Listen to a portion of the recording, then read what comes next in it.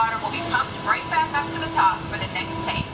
We shoot some of the water through air cannons for an extra dynamic effect.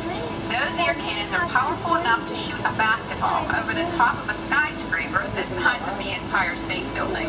To top it off, our shuttle was sitting on hydraulic shaker tables. They provide the shaking, rattling, and rolling sensations for the scene. The entire sequence can be reset in 3.5 minutes. That's just enough time to bring in the new shot. Well, I'm going to get ready for our next take. Thank you all for being part of the action. Hey, I'm needed back on the set, so enjoy the rest of your tour. Okay, well, thanks, Amy, for giving us access to the set. On the right, we have an authentic piece of Disney history. That Gulfstream 1 was known at airports across the country as November 234 Mickey Mouse, but we just call it the Mouse. In 1964, Walt Disney and his hand-picked team used this plane to scout locations for what he called the Florida Project. Soon, they secretly began purchasing thousands of acres of land, which became the Walt Disney World Resort in 1971.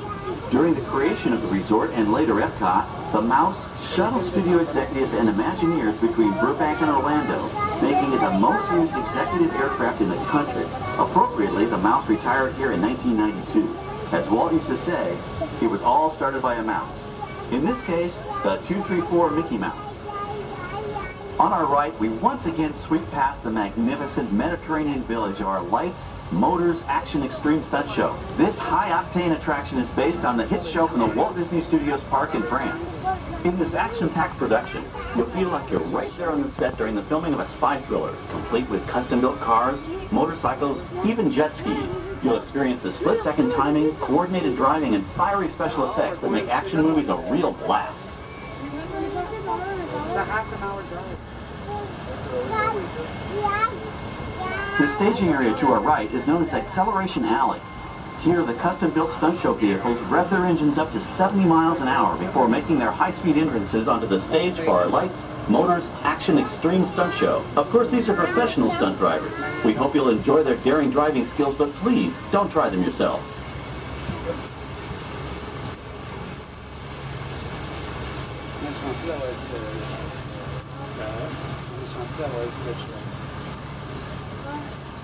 On the left, we've reached our second boneyard with more historic props and vehicles. When we reuse older props in a new production, they're often refitted with custom parts and given a whole new color scheme. You might not even recognize them the next time you see them on screen. For instance, coming up is our friend Herbie the Love Bug. He went through a special demolition derby makeover. Those dents and dings were added on purpose, but he can be polished up as good as new for his next starring role.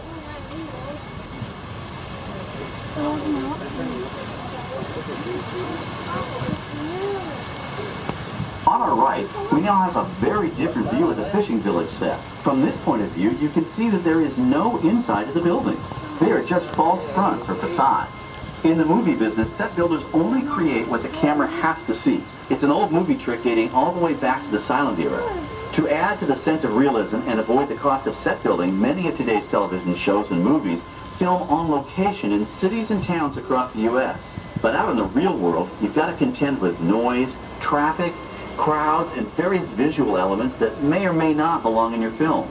Here on the backlot, we can avoid these problems because we created our very own flexible urban environment. Our Streets of America facades can stand in for a small town or a giant metropolis. As we come around the last corner on our route, you'll see the skyline of New York City in the distance. It's really a series of painted flats, expertly designed to fool the eye and the camera. We can dress and decorate these streets to look like any city we want, from Chicago to San Francisco. Depending on the choice of vehicles, props, and costumes, we can even turn back the clock and set our story in a different time. And what's more, these sets are built with Florida weather in mind. They're made to withstand 100-mile-an-hour winds. You're welcome to visit our Streets of America anytime during your visit today and get an up-close look at the skills of our set designers and builders. We've just about reached the end of our tour. Our final stop is the American Film Institute Showcase, where you can see the actual costumes and movie props used in some of Hollywood's most famous films. There are some pretty amazing items in there, so feel free to take all the time you like. Please stay seated until our tram comes to a complete stop and check around you for any personal items that may have fallen during our trip.